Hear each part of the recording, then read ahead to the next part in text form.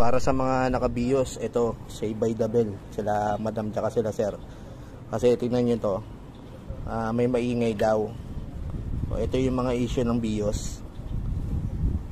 Ito yung ayun o, luma nya. Auto tensioner po ang tawag dito. Ay siya yung nag-a-adjust ng belt natin. Well, kayod.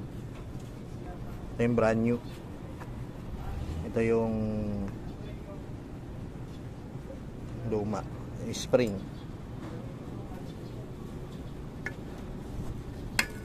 Ito.